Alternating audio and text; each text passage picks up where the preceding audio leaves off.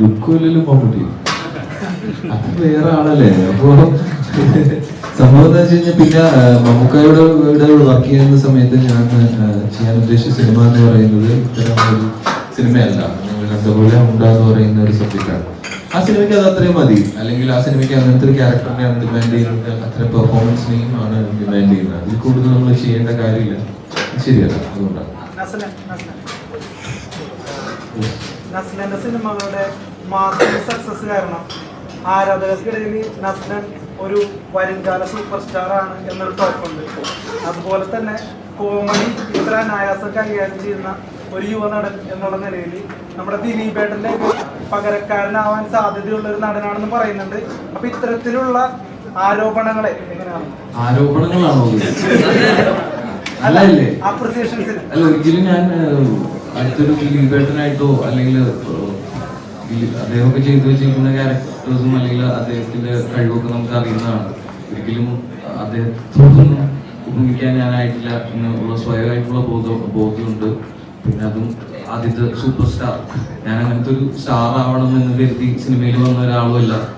ഇപ്പോൾ ചെയ്യുന്ന സിനിമകൾ അല്ലെങ്കിൽ ചെയ്യുന്ന കഥാപാത്രം, എനിക്ക് ഇഷ്ടപ്പെടുന്ന കഥാപാത്രങ്ങൾ, ഇഷ്ടപ്പെടുന്ന സിനിമകൾ ചെയ്യുക എന്നുള്ളത് മാത്രമേ ഉള്ളൂ എൻ്റെ ആഗ്രഹം.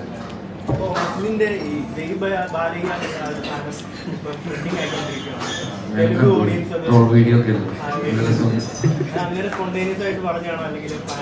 അവിടുത്തെ ഓഡിയൻസ്, തെലുഗു ഓഡിയൻസ് പറഞ്ഞതാ, ഞാനായിട്ട് പറഞ്ഞതല്ല. എനിക്ക് വെറുതെ അവിടെ പോയി സ്റ്റേജിൽ നിന്ന് ബാലയ്യാന്ന് വിളിക്കാൻ പറ്റൊന്നുമില്ലല്ലോ. അവിടുത്തെ സ്റ്റുഡൻസ് എല്ലാവരും ബാലയ്യയുടെ പേര് വിളിച്ച് പറഞ്ഞപ്പോൾ അത് പറയേണ്ട സിറ്റുവേഷൻ വന്നതുകൊണ്ട് പറഞ്ഞു.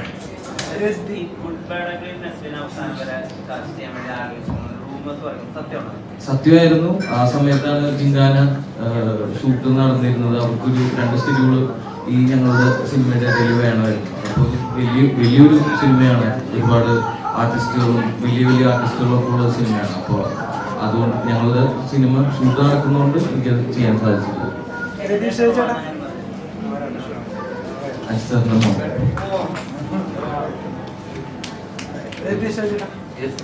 ഇപ്പൊ ആലപ്പുഴ ജിംഖാന എന്നുള്ള സിനിമയുടെ റൈറ്ററാണ് ഇവിടെ തന്നെ. അതെ, അപ്പോൾ ഇവിടെ തന്നെ ഇരിക്കുന്ന എല്ലാവരും ഒരു ഭയങ്കര പിള്ളേർ വൈബാണ്.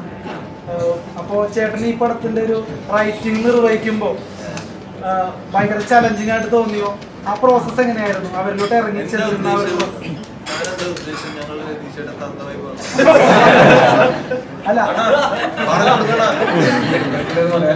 അല്ല അങ്ങനെയല്ല, ആ ഒരു പ്രോസസ് എങ്ങനെയായിരുന്നു?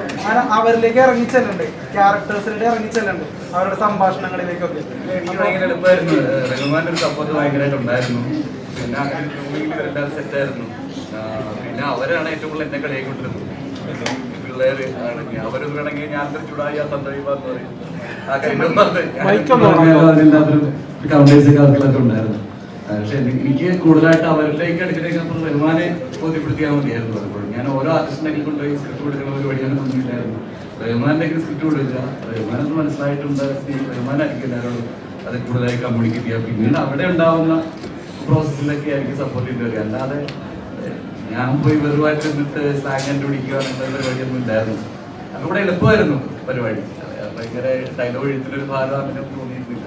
പക്ഷെ സീനുകളെല്ലാം റഹ്മാൻ തലേദിവസം രാത്രി 1 മണിയൊക്കെ ആകുമ്പോഴായിരിക്കുന്നതാണ് ഷൂട്ട് ചെയ്യാൻ പോണ സീൻ എഴുതിക്കൊണ്ട് വരാൻ പറഞ്ഞ് തരിക. അപ്പൊ അത് പക്ഷെ അതൊരു രസമായിരുന്നു. ഒരു 95 ദിവസം അത്രയും ഒരു ചർച്ചയും ഡിസ്കഷനൊക്കെ ഫുൾ ടീമായിട്ടൊക്കെ.